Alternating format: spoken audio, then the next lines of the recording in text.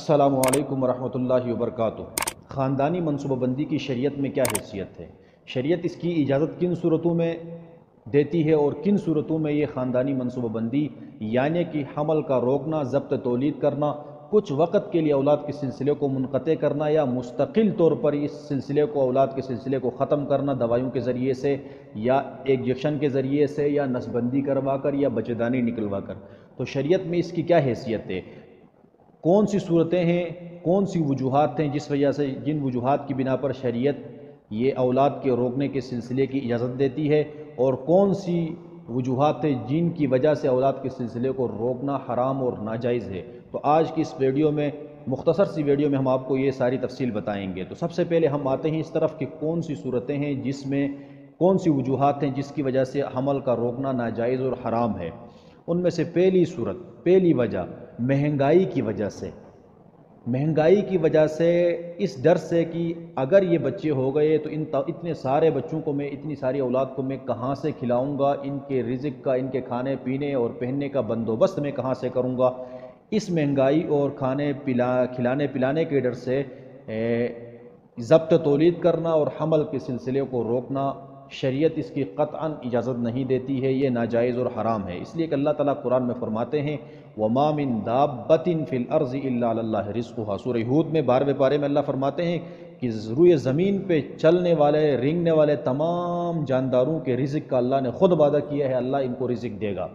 اور سورہ بنی اسرائیل میں اللہ فرماتے ہیں کہ وَلَا تَقْتُلُوا أَوْلَادَكُمْ خَشْيَةَ إِمْلَاقٍ نَحْنُ نَرْزُقُهُمْ وَإِيَّاكُمْ، کہ اپنی اولاد کو مفلسی اور غریبی کی ڈر سے مت قتل کرو، اس ڈر سے مت قتل کرو کہ ان کو کھلائیں گے پلائیں گے کہاں سے، اس لیے کہ نحن نرزقہم وإیاکم،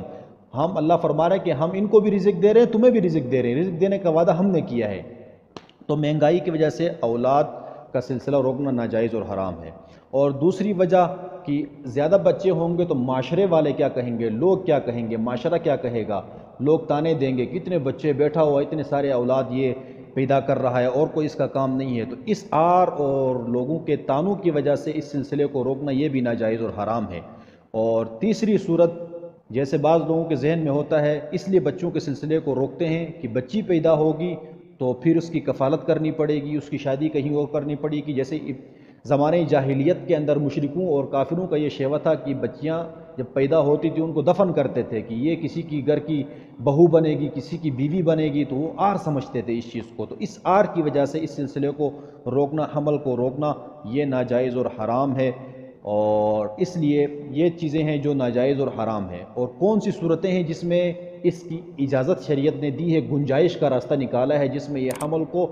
کچھ وقت کے لیے روکا جا سکتا ہے۔ مستقل طور پر بالکل نسبندی کروانا اور بالکل بچے دانی نکلوانا یہ مکمل طور پر ناجائز اور حرام ہے، اس کی شریعت اجازت نہیں دیتی ہے۔ ہاں، کچھ وقت کے لیے اس حمل کو روکنا، ضبط تولید کرنا، بچوں کے سلسلے کو روکنا، اس کی شریعت چند وجوہات کی بنا پر، چند شرائط کی بنا پر اجازت دیتی ہے۔ وہ کون سے شرائط ہیں؟ نمبر 1،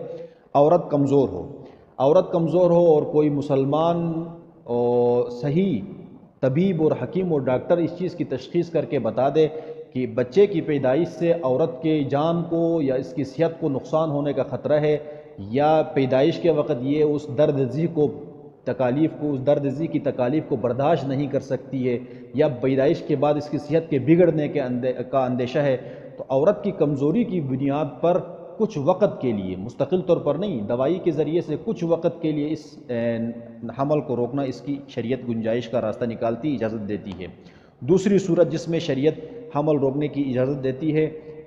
پہلا بچہ ہے، ابھی دودھ پی رہا ہے، تو اب دوسرے بچے اور پہلے جو پیدا ہوا اس بچے اور دوسرے حمل کے درمیان وقفہ کروانے کی نیت سے، تاکہ پہلے بچے کی صحت پر اثر نہ پڑے، اس کا دودھ کی وجہ سے صحت اس کی خراب نہ ہو، کیونکہ جب دوسرا بچہ جلدی آ جاتا ہے، پہلا بچہ دودھ پی رہا ہو تو پہلے والے بچے کی صحت بگڑ جاتی ہے کیونکہ دودھ خراب ہو جاتا ہے۔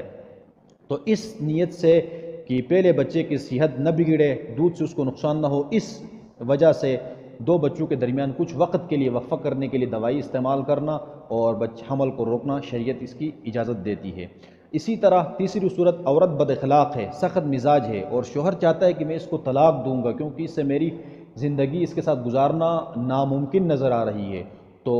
اگر بچہ پیدا ہوگا تو مزید اس کی صحت اخلاق مزید اس کے خراب ہو جائیں گے، اس کا مزاج مزید بگڑ جائے گا۔ تو اس لیے اس انتظار میں کہ اس کے یہ اخلاق جو ہیں وہ سدھر جائیں، مزاج اس کا درست ہو جائے، تو اس انتظار کے لیے، اس چیز کے لیے آپ اپنے حمل کو روک سکتے ہیں کچھ وقت کے لیے، تو اس کی بھی شریعت گنجائش کا راستہ نکالتی ہے اور اجازت دیتی ہے۔ یا اسی طرح طویل سفر میں ہیں میاں بیوی دونوں، طویل سفر میں ہیں یا دار الحرب میں ہیں، دار الحرب سے مراد کفار کے ملک میں ہیں جہاں پر بچے کی جان یا اس کی ایمان کو نقصان کا اندیشہ ہے کہ یہاں پر بچہ ہوا، سفر میں بچہ ہوگا تو اس کی جان کو خطرہ ہے، یا دار الحرب میں